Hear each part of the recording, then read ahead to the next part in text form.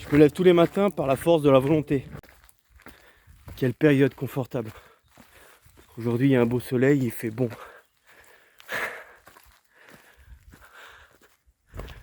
Routine matinale du dimanche matin. Ça fait des années que je mets plus du tout de réveil. Des personnes me disent oui, mais c'est pas possible, t'as forcément un réveil de secours pour le travail, quoi. Comment tu fais si tu te réveilles pas? Bon, bah, c'est vrai qu'au début, j'avais ce ressenti de peur, en fait, de crainte, c'est normal. Et bah justement, ça envoie un programme, en fait, au cerveau pour dire t'as intérêt de te réveiller demain, parce que là, ça va être galère sinon.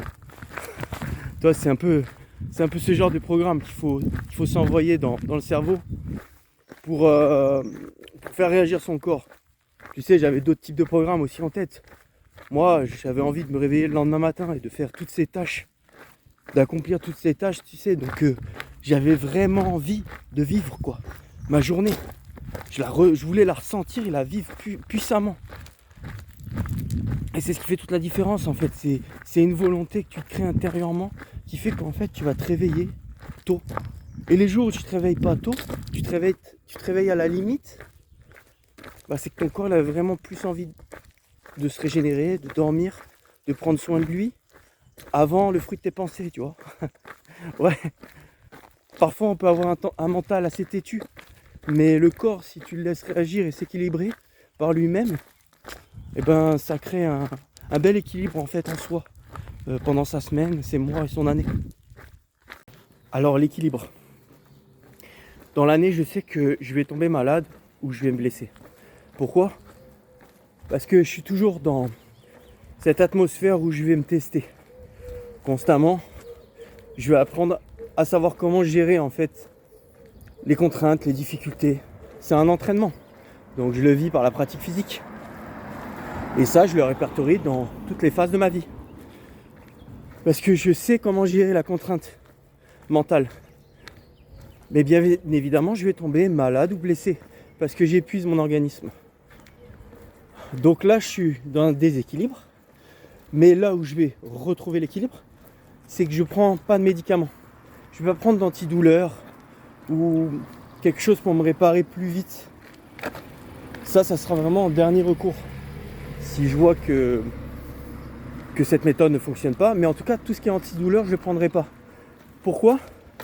Parce que la douleur que tu ressens, que ton organisme te fait ressentir, bah, c'est qu'il est épuisé.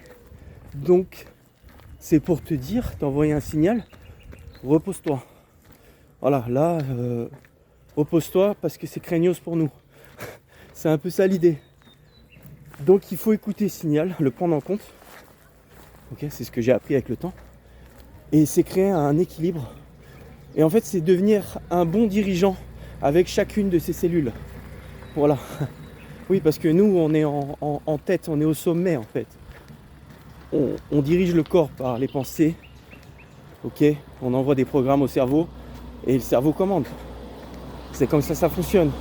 Et chacune de ces cellules, c'est comme un être vivant sur cette planète. C'est le même principe. Donc, quand je tombe malade dans l'année ou que je me blesse, c'est pas la même chose que la normalité. C'est créé volontairement. Volontairement, je sais qu'il y a un moment dans l'année, une fois ou deux, en général c'est tous les 6 mois, je vais pas être bien. Vraiment. Et je vais devoir lutter là-dessus. Donc, c'est une maladie voulue, une blessure voulue. Que c'est assez léger les blessures quand même, c'est pas des gros trucs. Et ben, faut le percevoir de cette façon en fait. C'est comme si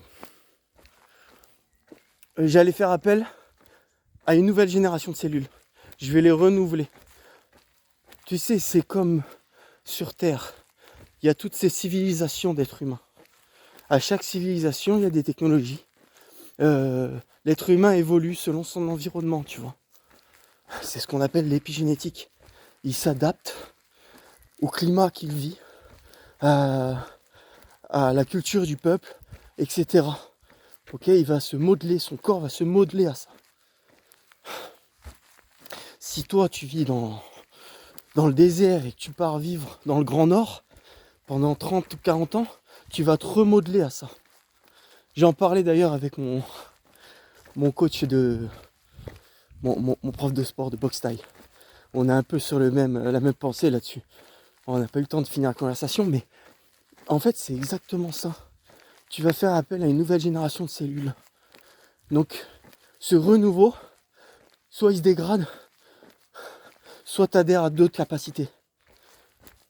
Donc vu que là je vais parfois être malade, blessé volontairement, ok, par rapport au fruit de mon travail en fait, mental et physique, intellectuel des fois, et ben au final tu vas créer ce renouveau chez toi. Et quand tu vas revenir, une fois ta guérison, tu vas revenir encore plus fort. Ça s'appelle le renforcement physique par la force mentale par exemple. On peut l'appeler de cette manière. Ouais. Donc ça c'est très intéressant cet équilibre. Ouais. Cet équilibre de pas. En fait de vivre même l'exercice physique comme une obligation chaque jour pour se purger, aussi bien physiquement se nettoyer et se purger mentalement en fait, par ses pensées, toutes ces contrariétés, ces contraintes. Je veux dire, ça nettoie aussi bien le corps et l'esprit. Donc l'exercice physique, c'est pas une drogue au sens même où quand tu le fais tous les jours, bah pour moi ça semble tellement évident en fait. Parce que c'est un bien-être, ok ? Même si c'est difficile, même si on fait les choses difficilement et contraignant, c'est un bien-être. Mais il faut être capable aussi des fois de se dire bah là je peux pas m'entraîner. C'est pas le créneau horaire, c'est pas la période parce que j'ai des obligations. Ok. Donc ne pas tomber dans ce déséquilibre ou faire passer par exemple ces exercices physiques avant ses obligations. Ouais, faut trouver le juste milieu. Ouais, ça c'est un jeu un peu compliqué. Même moi là j'en parle, mais en fait tout le fruit de mes réflexions, de mes pensées que je parle au quotidien, c'est pas des choses que j'ai acquéries comme ça. Il y a encore beaucoup de travail à faire dessus. Mais en tout cas, c'est des raisonnements que j'ai et des réflexions sur lesquelles je travaille quotidiennement pour mieux les résoudre, pour mieux m'équilibrer, c'est ça. Donc ça, c'était vraiment le thème équilibre. Maintenant, je voulais parler de la volonté. Comment se créer cette volonté en fait? C'est quoi la volonté? Comment tu fais pour vouloir faire toutes ces tâches, toutes ces choses? Bah voilà, tu l'as dit, vouloir. Voilà, tout simplement, déjà, il faut vouloir, souhaiter quelque chose. Par exemple, si tu es en surpoids, bah je veux maigrir. Déjà, c'est que tu veux maigrir. Il y en a, ils veulent pas. Il y en a, ils préfèrent continuer à vivre leur rythme de vie. Bah, c'est tant mieux pour eux. Je pense que le jugement les uns les autres, j'essaye de m'en détacher. Avant, j'étais beaucoup dans l'intolérance et le jugement, tu vois, des êtres humains envers ce monde. Bon, en fait, on n'a pas tous les mêmes vies et les mêmes vécus. Bon, après, forcément, il y a des principes fondamentaux. Il y a des logiques de vie. Ouais, il y a des principes de vie, quoi. Qui sont concrètes, quoi. Je veux dire, on peut pas discuter, ils sont indiscutables. Mais bon, dans l'idée, si tu es là, tu te sens en surpoids, ok, tu le visualises, ok, tu t'en prends conscience, tu veux maigrir. Bon, bah déjà, tu le veux. Ok, donc maintenant, il va falloir trouver des méthodes pour y parvenir. Ok, il faut agir, se mettre à l'action. Ok, se préparer des meilleurs repas, plus équilibrés, faire des recherches, aller s'entraîner, se trouver des exercices adéquats au début pour commencer selon son poids qu'on a. Voilà, c'est tout un travail derrière. Et en fait, il faut le vouloir. Et dans cette volonté, il y a un mot crucial là-dedans. C'est la patience. Si t'as pas de patience, bah t'es foutu. Ta volonté, elle est périssable. Ah ouais, il y a une date de péremption dessus, tu vois. Genre, elle se périme dans 2 mois. Ouais, parce qu'il n'y a pas ce résultat. Non, ça marche pas comme ça, mon gars. Voilà, il faut être patient.